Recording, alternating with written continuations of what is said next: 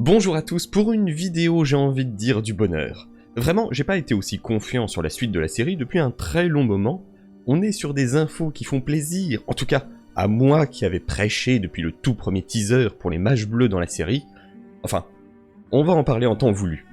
Car oui, cette vidéo concerne des spoils assez mineurs sur notre bon vieux amnésique, Listar. Mais avant, saviez-vous que vous, oui, vous pouvez aider l'étranger à recouvrir la mémoire. Pour cela, rien de plus simple, il suffit de cliquer sur le bouton s'abonner si ce n'est pas déjà fait et mettre un j'aime à cette vidéo. On apprend donc cette fois par nos anglais de Fellowship of Fun que lors de leur voyage vers l'est, vers le Rhûn, l'étranger et Nori feront la rencontre d'un magicien qui les aidera à entraîner Listar à développer ses capacités et sa magie, le rendant très puissant. Alors, on ne sait pas à ce stade si ce magicien est l'un des 5 Istari, ou juste un autre personnage ayant de la magie comme pouvaient en avoir les 3 prêtresses / mystiques. En soi c'est sympa, hein, il va peut-être enfin apprendre à arrêter de bouffer les escargots avec la coquille, et de faire trempette n'importe où.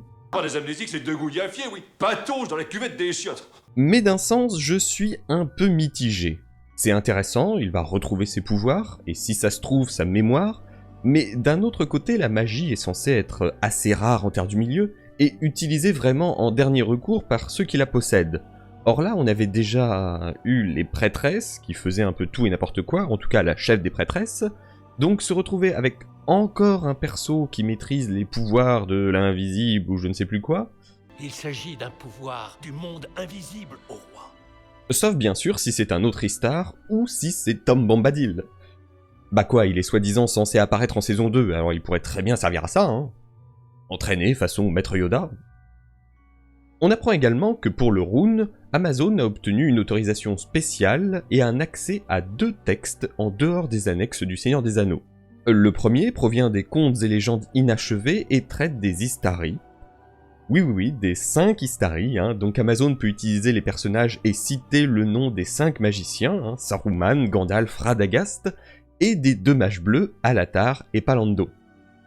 Le second texte est celui où Tolkien mentionne que certains Istari étaient arrivés plus tôt que les autres, au 2e âge et non au 3e, et qu'ils ont voyagé vers l'Est.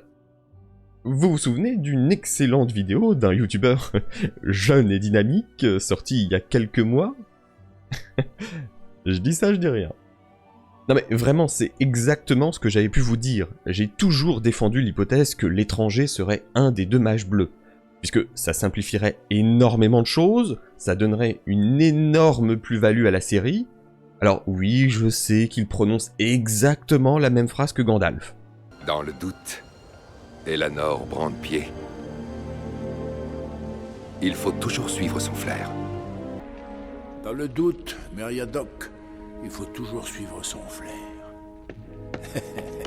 Et oui, c'était une grosse erreur de l'avoir fait prononcer cette réplique, mais pour moi ce n'est pas une preuve.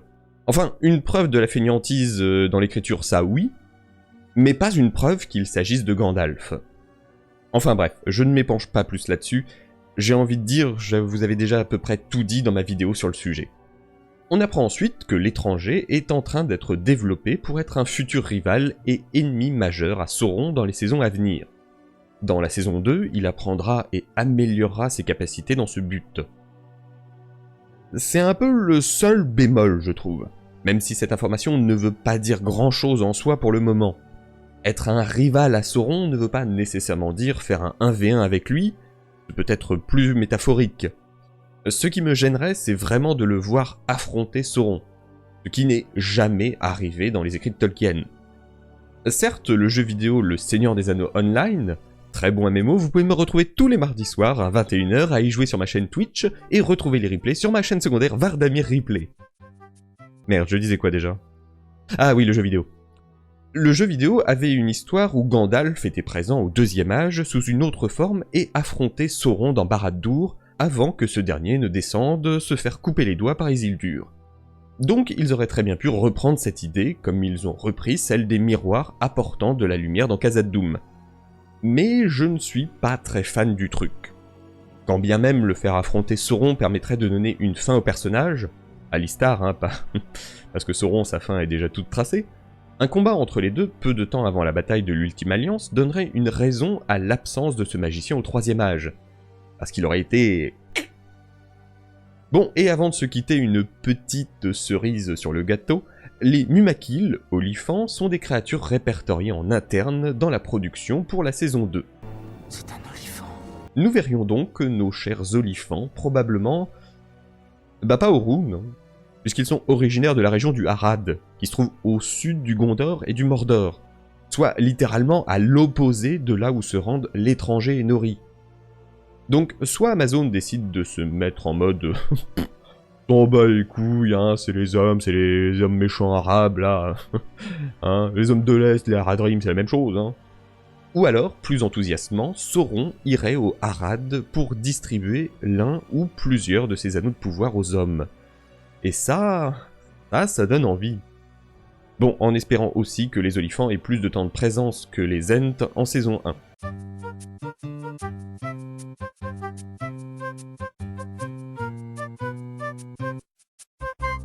C'est ainsi tout ce que l'on avait de nouveau pour cette fois, et c'était plutôt de très bonnes nouvelles. Alors, je vous donne rendez-vous bientôt pour de nouvelles infos, j'espère toutes aussi bonnes. Donc si cette vidéo vous a plu, n'hésitez pas à la commenter, à mettre un j'aime et à la partager pour aider la chaîne. Si vous n'êtes pas déjà abonné, je vous invite à cliquer sur le bouton. Et en attendant, merci à vous, et à la prochaine.